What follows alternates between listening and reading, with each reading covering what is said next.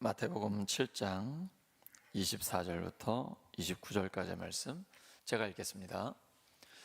그러므로 누구든지 나의 이 말을 듣고 행하는 자는 그 집을 반석 위에 지은 지혜로운 사람 같으리니 비가 내리고 창수가 나고 바람이 불어 그 집에 부딪히되 무너지지 아니하나니 이는 주추를 반석 위에 놓은 까닭이요 나의 이 말을 듣고 행하지 아니하는 자는 그 집을 모래 위에 지은 어리석은 사람 같으리니 비가 내리고 창수가 나고 바람이 불어 그 집에 부딪힘에 무너져 그 무너짐이 심하니라.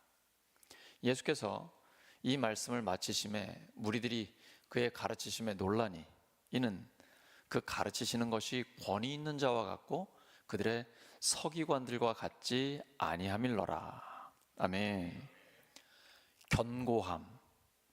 견고함이라는 제목으로 하나님 말씀 전하겠습니다.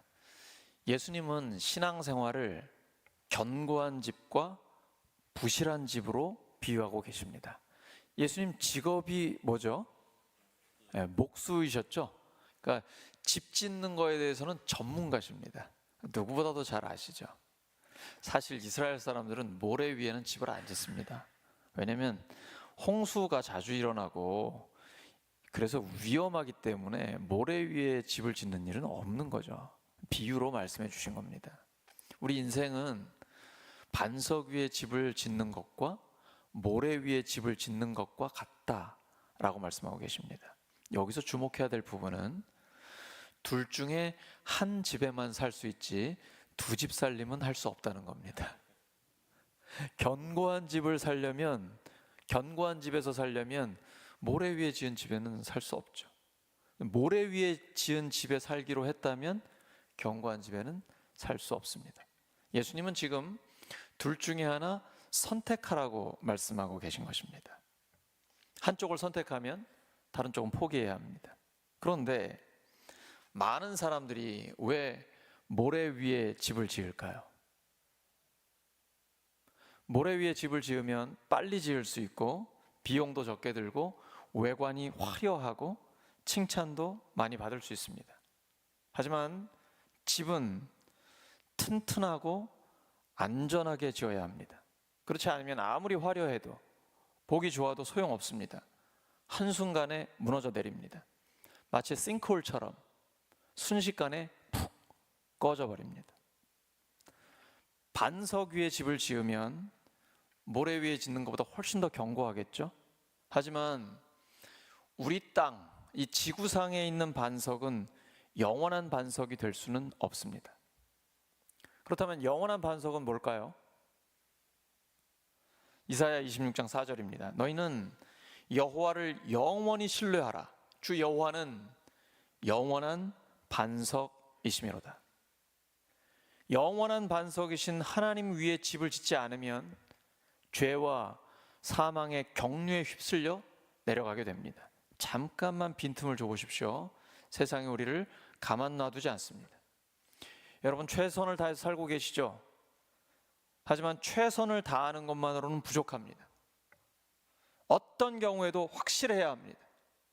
한 번도 경험하지 못한 재난이 닥쳐올 때 내 인생은 안전합니까? 아니면 위험한가요? 높이 지을수록 더 크게 무너집니다. 그러므로 기초부터 잘 지어야 합니다. 신앙생활은 영적인 삶입니다. 순식간에 되지 않습니다. 날마다 순간마다 정성을 다해야 합니다. 하나님의 말씀을 듣고 말씀대로 순종해야 이것이 반복되면서 기초가 튼튼해집니다. 세상에는 세 부류의 사람이 있습니다. 말씀을 안 듣는 사람, 말씀을 듣고 행하지 않는 사람, 말씀을 듣고 행하는 사람. 우리는 어떤 부류에 해당이 됩니까?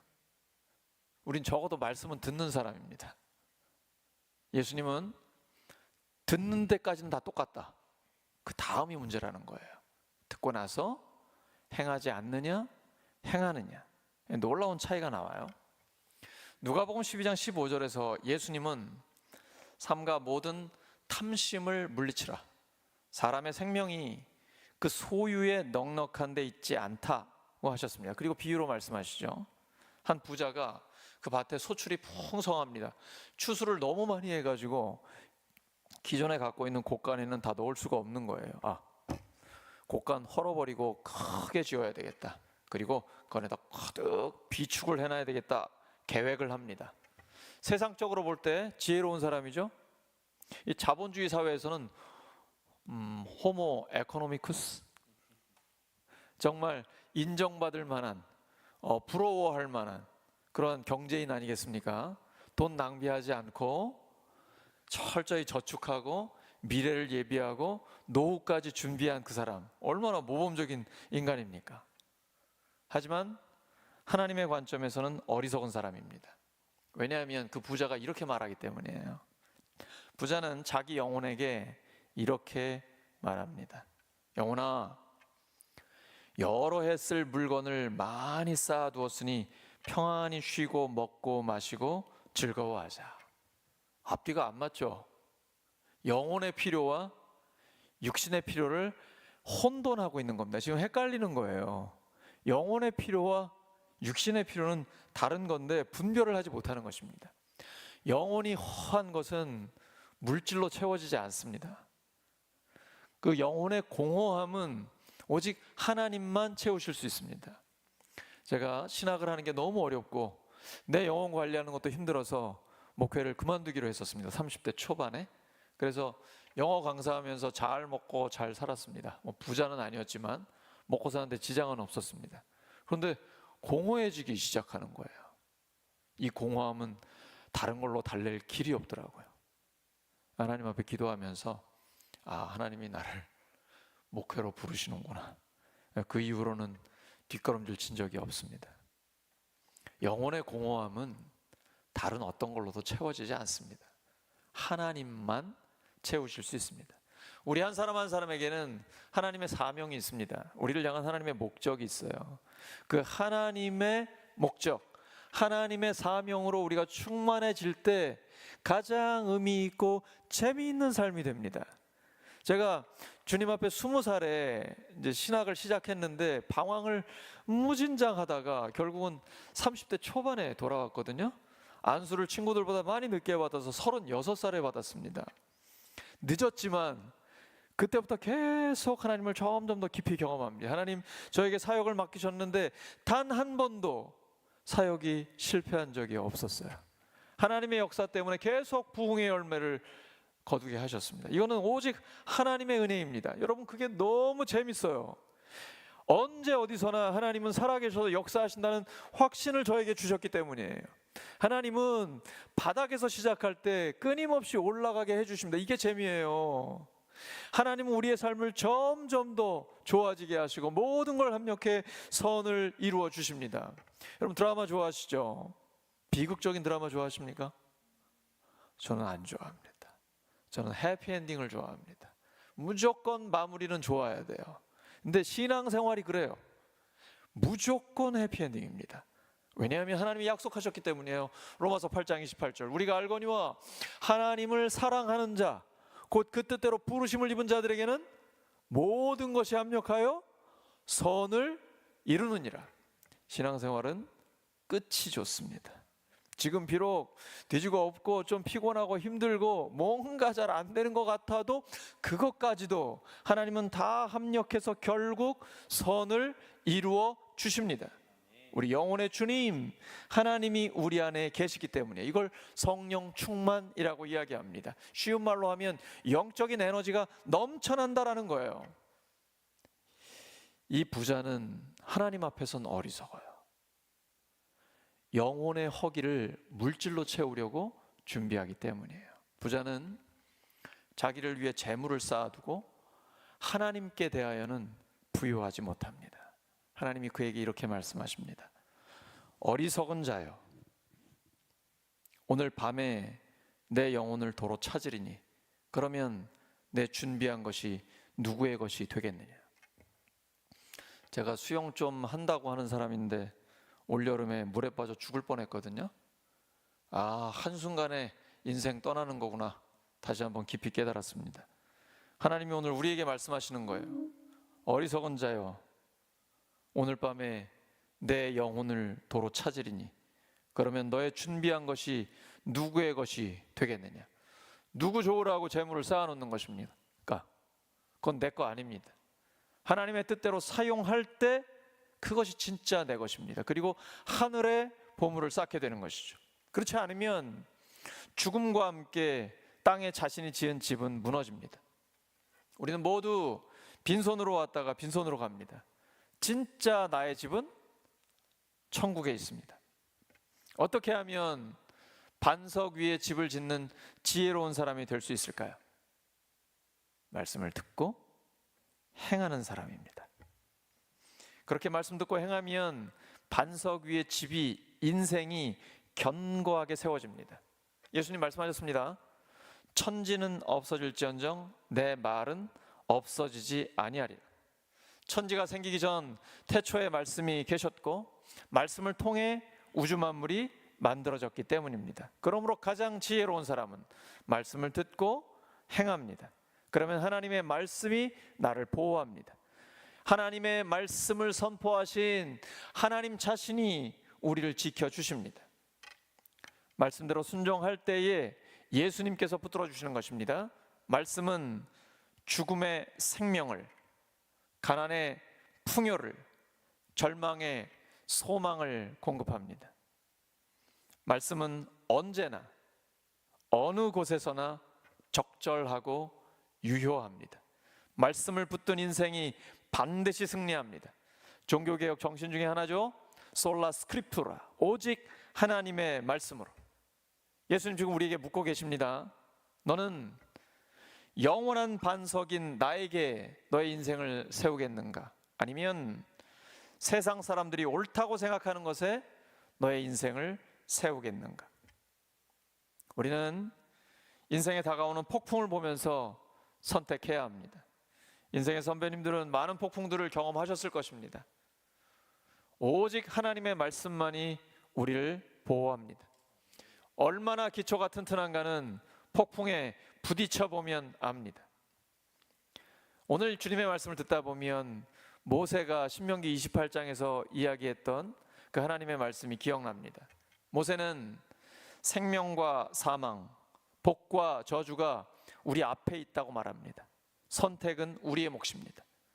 살기 위해 생명을 택하라고 권면하고 있습니다. 신명기 28장 1절입니다. 시작. 내가 내 하나님 여호와의 말씀을 삼가 듣고 내가 오늘 내게 명령하는 그 모든 명령을 지켜 행하면 내 하나님 여호와께서 너를 세계의 모든 민족 위에 뛰어나게 하실 것이라. 하나님의 말씀입니다. 하나님 말씀 듣고 행하면 우리를 세계 모든 민족 위에 뛰어나게 하실 것이라고 말씀하셨습니다. 우리가 비교적 작은 면적에 있고 인구도 많지 않지만 우리가 하나님의 말씀을 듣고 행하면 세계 모든 민족 위에 뛰어나게 하실 것이라고 하나님이 약속해 주셨습니다. 예수님을 믿고 산다는 것은 높은 건물을 짓는 것과 같습니다.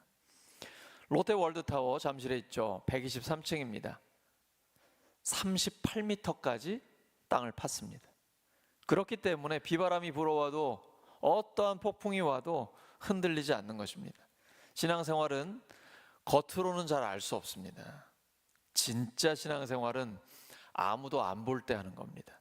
파고 또 파는 것입니다. 하나님의 말씀을 깊이 파시기 바랍니다. 파시다 보면 거기에서 광맥이 발견이 됩니다. 보석이, 다이아몬드가 나옵니다. 하나님의 말씀은 끝도 없습니다. 깊이 묵상하시면서 말씀 속으로 파고 또 파고 들어가시기 바랍니다.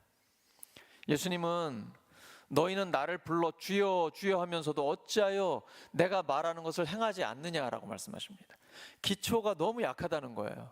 주여 주여 부르기는 하는데 말씀을 듣고 행하지 않으니까 이게 기초가 파지지가 않는 거예요. 하나님 말씀 듣고 행하면 조금씩 깊어지거든요. 이게 있어야만 흔들리지 않는 인생이 될 수 있는 것입니다. 예수님이 주님이라면 우리는 뭡니까? 종입니다. 종은 주님 뜻대로 사는 것이 인생의 목적이에요. 오늘날과 달라요. 노예 시대입니다. 생사 여탈권이 주인에게 있습니다. 종의 뜻은 중요하지 않습니다. 예수님이 지금 말씀하신 것은 오늘날의 부하 직원이나 어떤 피고용인을 말씀하시는 게 아니에요. 예수님 시대의 노예를 가리키는 겁니다. 노예는 주인이 원하는 그 자리에 항상 있어야 돼요. 주인이 명을 내리면 그 뜻에 반드시 순종을 해야 합니다. 두 주인을 섬길 수도 없습니다. 오늘날은 뭐 투잡, 쓰리잡 뛸 수 있잖아요. 그때는 안 돼요. 주인은 딱 한 명밖에 없습니다. 우리에게도 우리의 주인은 하나님밖에 없습니다. 그런데 감사한 건 하나님이 만물의 주인이십니다. 전능하고 전지하십니다. 창조와 역사의 주님이에요. 모든 것에 모든 것이 되십니다. 하나님 뜻대로 순종하면 인생은 다 해결됩니다. 모든 것이 하나님께 있기 때문이에요. 내가 주님이라고 부른다면 나는 종으로서 주님의 뜻에 순종하는 것 가장 중요합니다. 종인 나의 뜻은 중요하지 않습니다. 자꾸 내 입에서 내 생각, 내 뜻이 나오면 빨리 우리는 회개해야 합니다. 내 뜻이 이루어지면 안 됩니다. 주님의 뜻이 이루어져야 됩니다. 신앙생활의 담대함은 주님 뜻대로 살아갈 때 이루어집니다. 오늘 우리 주일오전 일부 예배 찬양팀이 앞에 있었는데 앞에 찬양하면서 정말 기쁨이 넘치죠. 보고만 있어도 같이 이렇게 춤이 춰주잖아요. 오늘은 더 그러신 것 같아요. 막 다 굉장히 기쁘게 춤을 추시더라고요. 이게 누가 시켜서 할 수 있겠어요? 아니에요. 내 안에 성령의 기쁨이 있으니까 나도 모르게 춤이 춰지는 거죠. 성령의 기쁨과 하나님의 평강 말입니다. 주님 뜻대로 살기 때문이에요. 우리는 먼저 예수님께 나아가야 돼요. 우리가 가장 급하고 중요한 거, 우리에게 가장 급하고 중요한 건 하나님의 음성을 듣는 거예요. 근데 자꾸 다른 일에 급해져요. 사탄이 그래요. 야, 네가 지금 거기 있을 때가 아니야. 빨리 돈 벌어야지. 야, 정신 차려. 너 노후도 준비해야 되고 너 할 일이 얼마나 많은데 지금 교회에서 뭐 하는 거야? 이 사탄이에요. 우리를 막 몰아가요. 바쁘게 급하게 몰아가요. 근데 나중에 보면 내가 왜 그랬지? 이 사탄에게 속은 겁니다. 하나님은 가장 의미 있고 재미있고 가치 있는 삶을 우리가 살기를 원하거든요. 그러려면 먼저 하나님의 음성을 들어야 돼요. 아침에 눈 뜨면 주님 앞에 기도하고 말씀 묵상부터 시작하시기 바랍니다. 이게 습관이 되셔야 돼요. 경건의 습관. 예수님은 습관을 따라 기도하셨어요. 이게 무서운 거예요. 작은 차이가 큰 차이로 나중에 나타나게 됩니다. 매일 눈 뜨면 기도부터 시작하세요. 말씀을 묵상하세요. 하나님의 음성을 들으시기 바랍니다. 이게 가장 급하고 중요합니다. 하나님의 음성을 듣고 나를 향한 하나님의 뜻에 대한 확신이 있으면 담대하게 세상을 이길 수 있습니다. 세상을 이김은 이것이니 우리의 믿음이니라. 뭘 믿고 계십니까? 하나님의 말씀을 믿는 겁니다. 하나님의 약속을 믿는 겁니다. 하나님의 약속은 반드시 이루어지기 때문입니다. 우리는 항상 우리의 영혼의 상태를 점검해야 합니다. 혹시 내가 지금 좀 흔들리고 있지 않습니까? 여러분, 누군가를 만나면 어떤 상황에 부딪히면 마음이 흔들리지 않습니까? 그때는 원인을 잘 살펴보셔야 됩니다. 내가 왜 흔들리는가? 무엇 때문에 흔들리는가? 이 원인을 아셔야 하나님이 그 원인을 해결해 주실 수 있고, 이 원인이 근본적으로 해결이 되면 하나님의 평강이 내 마음과 생각을 지키게 됩니다. 하나님의 뜻이라는 확신이 내 마음에 들어오면 흔들리지 않습니다. 견고함은 강력한 무기입니다. 확신을 가지고 있으면 다른 모든 것들이 따라오게 되어 있습니다. 왜냐하면 하나님이 우주 만물을 섭리하고 운영하고 계시기 때문입니다. 근본적인 원인을 해결하시기 바랍니다. 하나님께서 하나님 말씀을 듣고 행하면 견고한 인생이 되고, 행하지 않으면 삶의 변화가 없다라고 말씀하세요. 자꾸 듣기만 하면 기형아가 됩니다. 머리만 커지고 손발이 움직여 행하지 않기 때문이에요. 삶에 아무런 변화가 없어요. 근데 예수님의 말씀을 듣고 행하면 그때부터 삶에는 변화가 일어나기 시작합니다. 예수님의 삶의 말씀의 핵심이 무엇입니까? 십자가예요. 예수님의 희생과 사랑으로 우리를 구원해 주셨습니다. 이렇게 구원받은 사람은 자연스럽게 예수님처럼 살고 싶어집니다.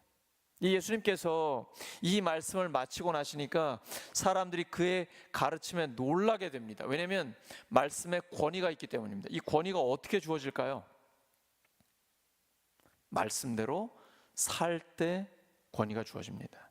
말만 하고 살지 않으면 권위는 없습니다. 오늘날 한국 기독교가 세상 가운데 그 권위를 많이 잃어버렸습니다. 이걸 회복시켜야 되죠. 길은 딱 하나밖에 없습니다. 말씀대로 사는 것입니다.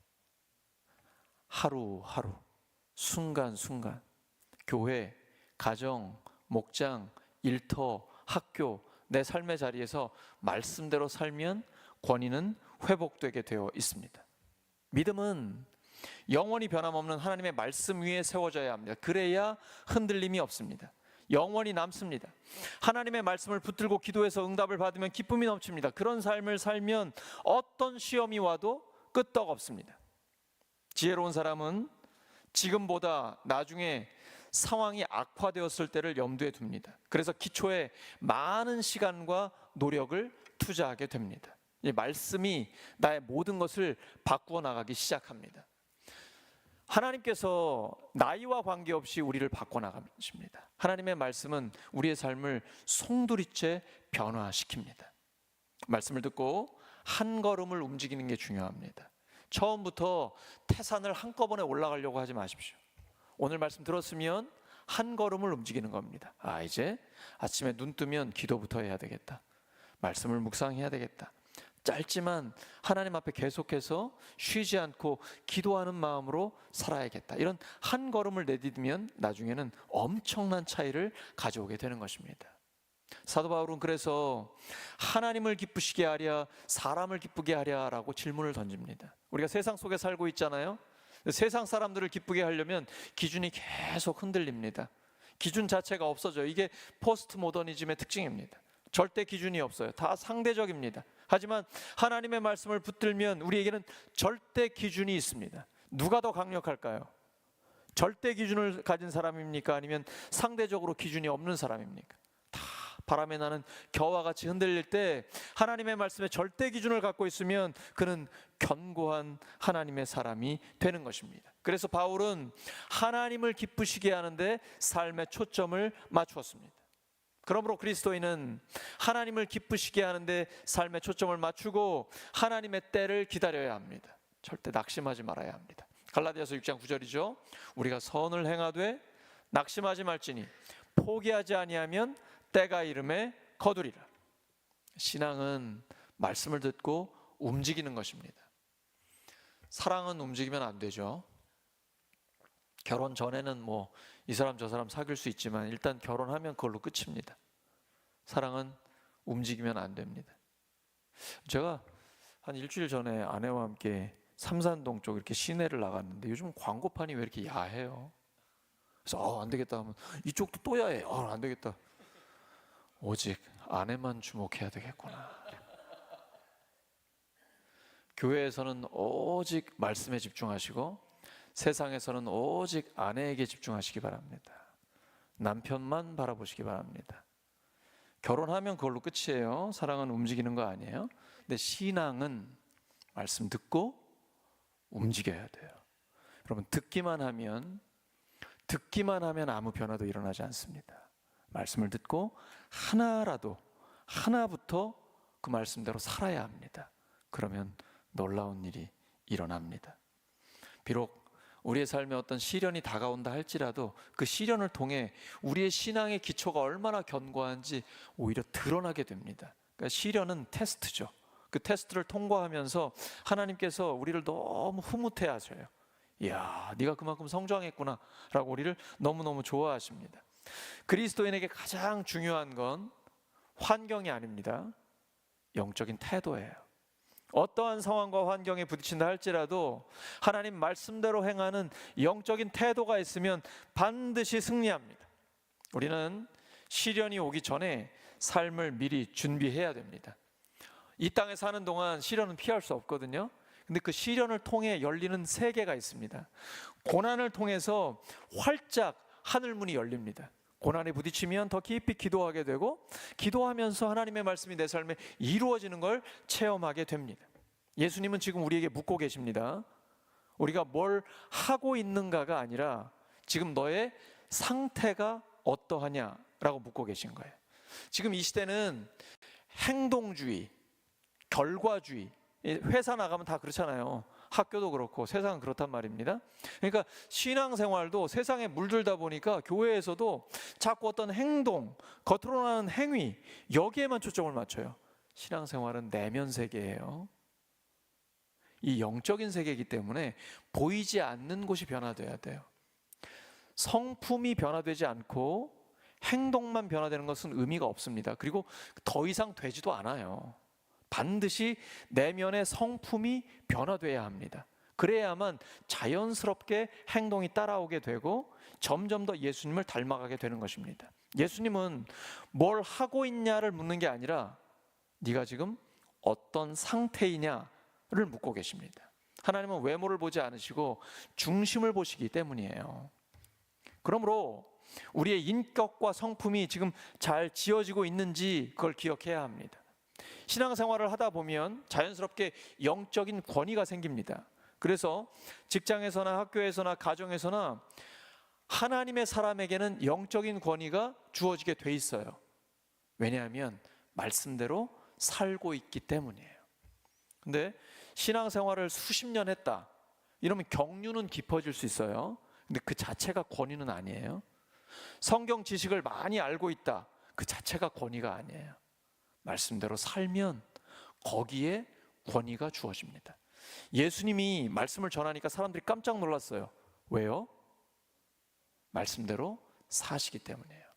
인자가 온 것은 섬김을 받으려 함이 아니라 도리어 섬기려 하고 자기 목숨을 많은 사람의 대속물로 주려 함이니라. 그리고 십자가에서 정말 목숨을 주셨어요. 이런 말이 있습니다. Messenger is message. 메시지를 전하는 사람이 바로 메시지다라는 거예요. 무서운 말씀이죠. 저는 말씀을 전하는 사람이에요. 근데 내가 지금 말씀대로 살고 있는가? 이게 바로 말씀이라는 거예요. 그러니까 부흥회 강사는 그 교회에 계속 있는 게 아니잖아요. 말씀만 전하고 떠날 수 있어요. 근데 지역교회의 목사는 그 교회에 계속 있어야 되잖아요. 그래서 말씀을 전한 대로 살아야 돼요. 그래야 그 말씀이 권위가 있어요.